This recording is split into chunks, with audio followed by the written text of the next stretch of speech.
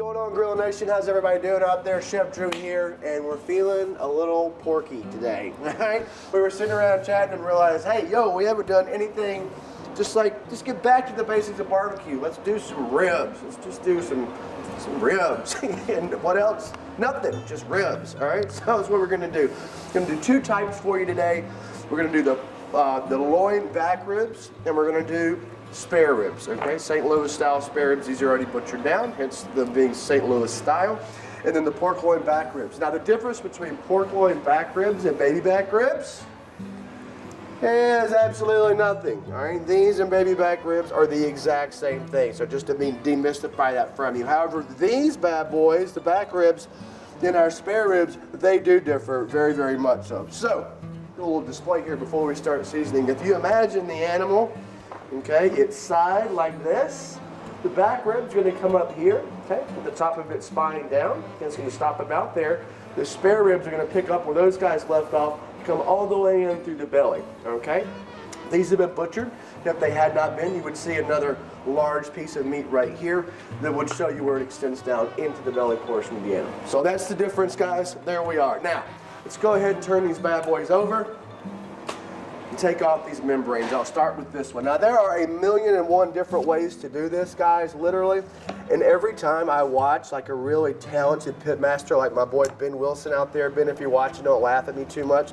They make this look so easy and sexy, but I am just not that guy, okay? I'm not saying I'm not a good cook. I'm just saying that sometimes pork membranes and I don't get along all the time. But what I do is just make one slice right down the middle there, okay? And just pull it from each side. I've seen Ben do it where you take a spoon and scrape it from the top, kind of pull it all the way down this way. Whatever floats your boat, sounds good, you can do it that way, all right? But this is my kind of way of doing it, all right? Pull it. There we go. And you're right, Dominic. Let's get this bad boy off. There we go, perfect, sweet. Yeah, that paper towel trick always works. It really does, man. And you know what's really good about it? What's really tough, I think, sometimes too, with these gloves, it just gets so slick on all that kind of animal stuff there. Yeah. All right, guys. Yeah, boom. the paper towel dries it up a little bit, makes it a lot easier to get a grip on there. 100%. So we're all set there. Boom. Just real quick, why do you remove the membrane? Is there a reason for that? There is a reason to remove that membrane, and you don't necessarily have to, guys. We just highly recommend it, and the reason's very, very simple. It's just one more thing to break down, okay? It's just that tough kind of membrane inside that rib cage, and when we're cooking it low and slow, these things are already breaking down, a lot of collagen and those type of things, which is what it's supposed to happen, but these membranes do not break down. They're not going to go away in the cooking process, so it's best to get rid of them. If you're in a huge hurry and have a ton of these to do, is it a make or break thing not to take them off? Absolutely not, but if you have the time, I highly, highly recommend that you do so. All right, next thing we're going to do, guys, is create our binder. In this case, a little bit of mustard. Guys, we're using standard old yellow mustard straight up from the grocery store, all right? Nothing fancy here. We need nothing fancy, all right? I think yellow mustard is the way to go. You can also use oil. You can use a million things. You don't have to use a binder. I just think personally it makes life a little bit easier. And you use that in substitute for like olive oil or anything like that? Totally. Okay. And oil is fine. Oil is 100% perfectly fine.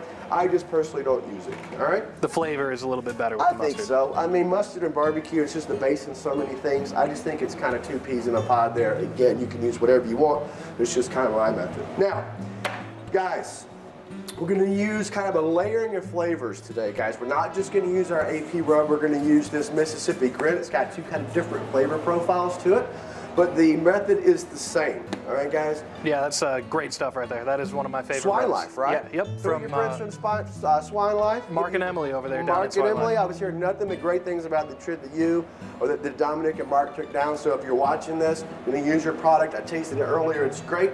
And hopefully we can catch up soon. Shoot me an email at chefdrew@grillagrills.com and maybe we can work out another cool trip with you. All right, guys, so we're just going to go back and forth. All right, and since we're going to be adding another layer here, we're going to go pretty gently. This is not our only depth of flavor. All right, back and forth, back and forth. All right, nice base layer. I find this has a little bit more salt than maybe our AP rub does. So we're just going to kind of let these play off of each other in a very good way. All right, guys? Again, if this is our only layer of flavor, we'd be going a bit more aggressive. But since we're using this in conjunction with our all-purpose seasoning, we're gonna go a little bit lighter. Now, Grilla Grills AP, can't beat it. We're gonna go right in there. All right? This is where we're gonna get a lot of that color This from. is where the color comes from, 100%. Exactly right.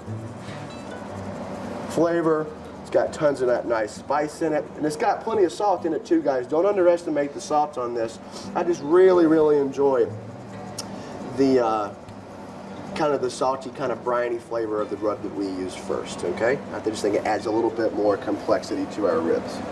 All right, guys, perfect. And again, guys, as I just stated earlier, since we are kind of layering flavors up, we're not maybe being as aggressive as I normally am if we were only using just a little bit of the AP rub. However, that being said, I did kind of go a little skimpy in the middle, and I don't like going skimpy on flavor. This is barbecue, all right? Cool. All right, guys, I'm only gonna turn these one time. Once I'm done on this side, I'm not turning them again, okay? Done. Done, all right? Exact same thing on the other side. All right? Boom. And I don't know about you, man, but do you have a preference on your ribs? Do you like baby backs, or do you like the spare ribs, or does this depend on the day? Oh, those pork loin ribs are my favorite by far. The baby backs, pork loin, whatever you want to call them. Yeah. That's one thing I noticed. Like, they stopped calling them baby back ribs at the store lately. The only thing they call them is pork loin ribs. Yeah, I know. And I've been doing this for a very long time, and I knew in my mind, I was like, dude, you've done this forever, you know what that is. But I had to do some research just to be sure, and sure enough, it's just baby backs, but I'm with you. All right, guys, one more time. Nice, generous layer, but not too much. As again, we're putting that AP right on the top of this, okay? Build in flavor. And guys, you can do this. You don't have to just stick with two. First of all, you can strictly just do any one of these rubs, okay, and be just fine. But if you want to pick out different rubs that lend different things, for example, this has a nice salt component. This has a really nice components for some really kind of aggressive flavors and certainly that color.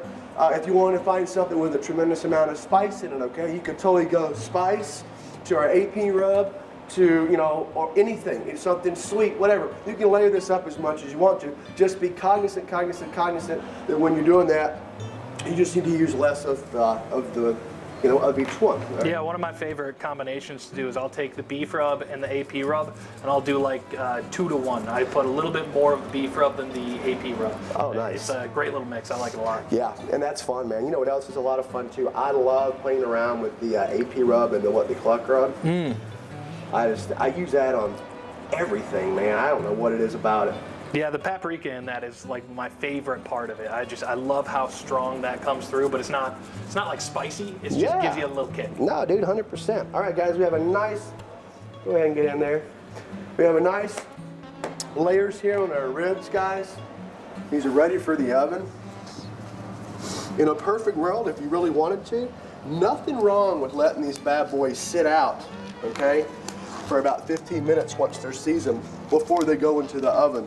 Or excuse me, into the smoker, just to kind of let everything meld together, let it really start penetrating that meat. You don't have to, but it's definitely something you could do.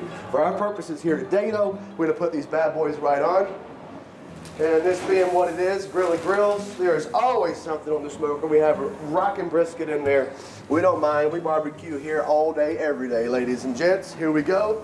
We'll start with our spare ribs, okay?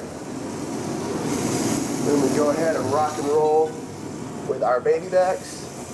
Couple things before I close this. Number one, let these go for 1 hour, okay? They need to go just like that for 1 hour, don't touch them. After an hour, because we're not going to be covering this, guys. We're not gonna be covering these ribs, okay? There's tons of methods out there. This one is one of my personal favorites. It's the uncovered, okay? 275 degrees for 4 hours. It's like clockwork. After the first hour, give it a nice generous spray of anything you want to, okay? This just happens to be pure apple cider vinegar.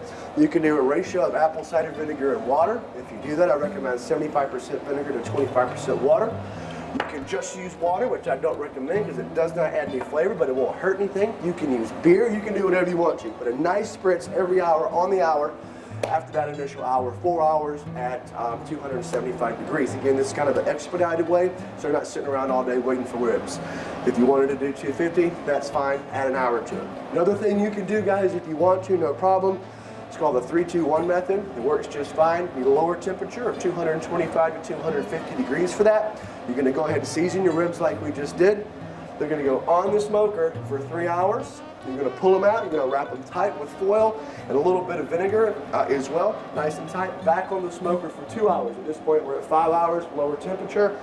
After that 5 hour mark, pull it, take the foil off again, rub it down with your favorite barbecue sauce, put it back on the grill or back on the smoker for an additional hour for a total of 6 hours, anywhere between 225 and 250 degrees, okay?